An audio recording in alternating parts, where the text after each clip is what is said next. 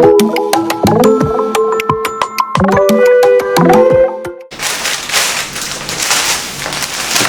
hey, hey! Welcome back to my channel! Magandang buhay! Good morning! Magandang umaga! Welcome back to my channel, The Babaylan Tour, mga ka-F, mga kawagan. So, for today's video, mga ka-F, maglilinis muna tayo ng ating linisan muna natin muna. Ano ba yun? Maglinis muna tayo ng mga bulaklak. Para meron tayong ilagay pang-display doon sa chiller.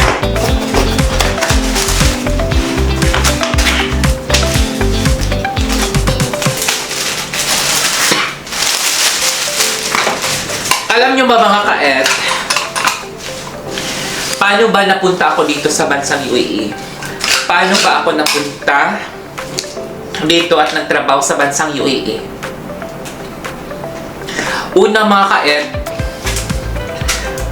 nung unang punta ko dito is tourist visa. Nag-tourist visa ako dito.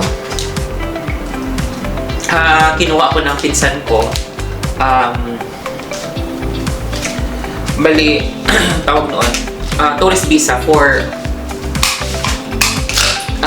1 month. 1 month lang. But ito yung naging trabaho ko mga ka-et. Kasi, sa Pinas pa lang ako, may idea na po ako sa paggagawa ng bulaklak.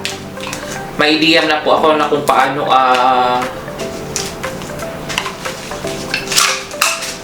maging tawag dito. May idea na po ako ng sa flower arrangement. Kung paano gawin, ano yung mga design, yung mga arrangement, yun. Tapos, nung nakapunta na ako dito, nag-apply ako dito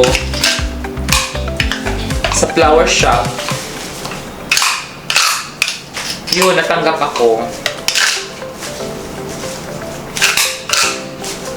Tapos, natanggap ako, inantay ko yung inantay ko yung visa ko kasi sabi ng employer ko yung dati. Sabi niya sa akin, nagantay ako ng isang linggo bago lumabas yung change status ko. Kaya iyon, nagantay ako ng isang linggo. Ayun, pagkatapos lumabas na yung change status ko na working visa. Yung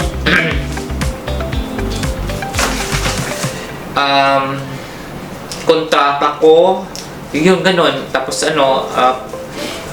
ayun, simula nung natanggap ako sa flower shop hanggang ngayon mga ka-et, ito na yung trabaho ko, ito na yung naging experience ko sa loob ng halos aabot na ako ng mag-isang dekada sa pagiging florista mga ka-et.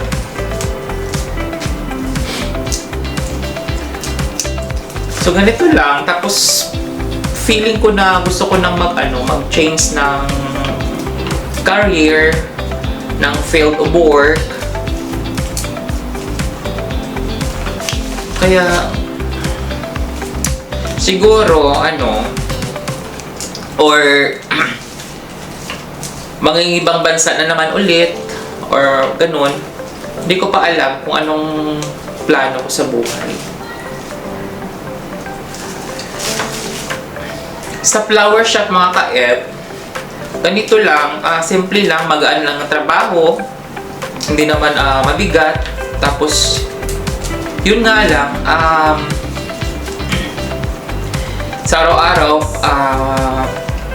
may time kasi na may araw na kasi nga na ano na na uumay ka, napapagod ka, paulit-ulit na lang yung trabaho mo.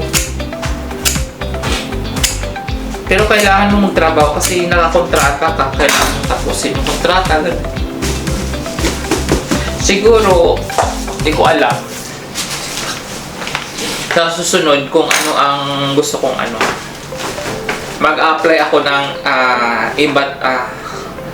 mag-apply din na mag-apply ako ng ano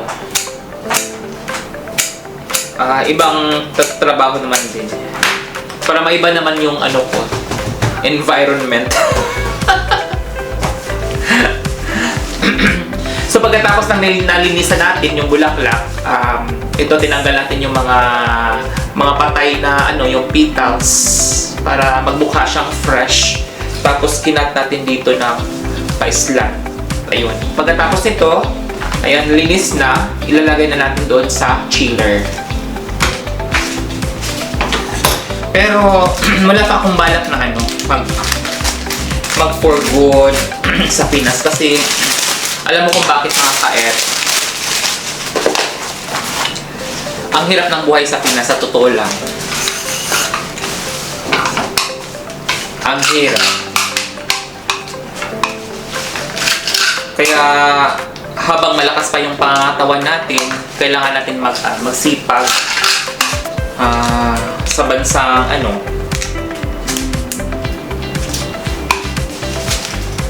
kailangan natin magsipag or maghanap tayo ng magandang mga opportunity sa susunod. Kasi habang ano pa tayo habang malakas pa tayo, kailangan natin na magsikap para sa pagtanda natin, meron tayong naiipon. So kailangan talaga mag-ipon mga kaet. Para may magastos tayo sa sarili natin kasi hindi natin alam, di ba? Tulad sa akin, di ba, wala akong anak. Kasi ganito kasi yung ano ko, yung gender ko. So kailangan ko mag-ipon para sa pagtanda ko. Di ba? Sa pagtanda ko, may malulukot ka. Or ano, sa pag-uwi mo ng Pinas, kung mag-for good ka na, pwede ka magtayo ng negosyo, ganun.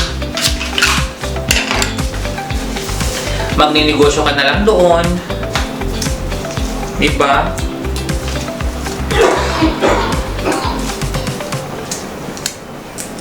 Pero mga kaet, gusto ko pa talagang mangibang bansa. Dito sa bansang UAE, ano na po ako dito, magti 10 years na po ako dito sa bansang UAE. So, siguro may plan pa akong mangingibang bansa pa. Kung may chance pa, may mga magandang opportunity pa, di go. Habang bata pa tayo mga kaet.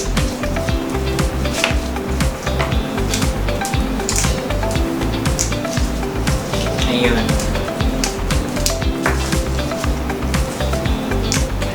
So, kailangan talaga yan sa buhay. Kasi, habang ano pa tayo, di ba? Kailangan natin hanapin yung swerte. Hanapin natin. Hindi yung nakaano ka lang dyan, nag-antay ka lang ng wala. Kailangan talaga kikilos ka. Kailangan talaga kumilos ka. Hanapin mo yung swerte mo. Ganun. Hindi yung mag-aabang ka lang dyan kung may darating sa'yo. Hindi yun.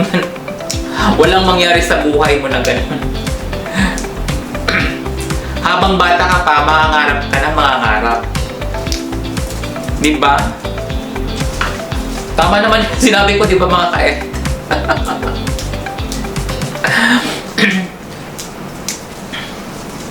Kasi Buti kung may anak ako, di ba? Wala naman akong anak. Kailangan talaga na sa sarili ko mag-ipon. Bahalang araw may negosyo. Kung siswertehin tayo sa ibang bansa pa o di kung may chance doon na manirahan, makakuha ng citizenship, eh di mas maganda yun kasi labas-pasok na lang tayo sa Pinas.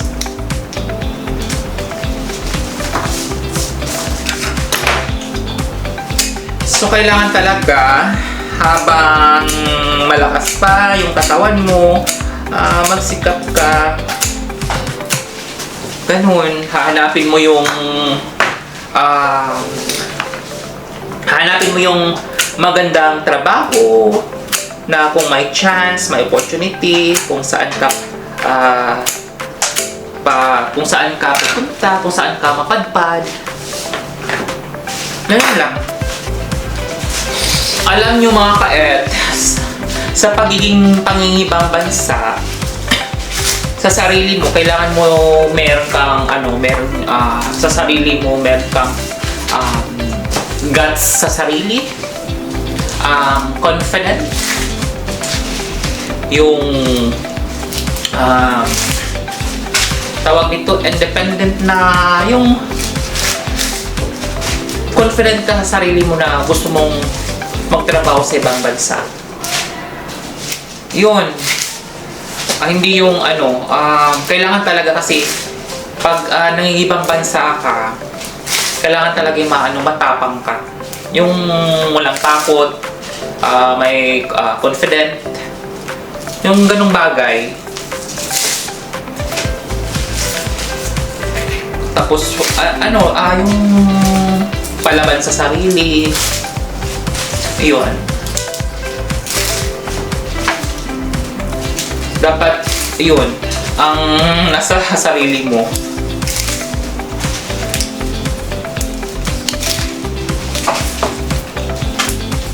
Kasi ang hirap naman sa atin, pag uwi tayo ng Pinas, ang hirap doon.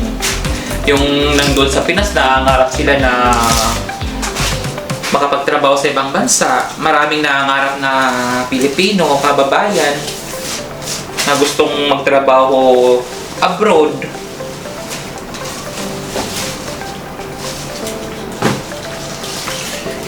Tayong nandito na sa ibang bansa, swerte na lang tayo. Swerte na tayo kasi andito tayo. So, ganito, ang gagawin natin habang yung malakas pa yung pangatawan mo, maghanap tayo ng kung ka na sa trabaho mo, gusto mo na maglipat, gusto mo change ng career, edi hahanapin mo yung mas maganda pa doon.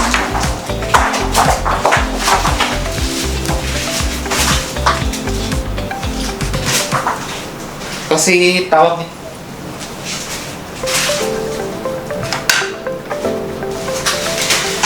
yun na nga mga ka-et. So, maraming salamat sa pakikinood mga ka-et. And don't forget to like, share, comments, and hit the ring bell button below. And subscribe na mga ka-et for upcoming videos. So ayan, bye-bye! Love you all!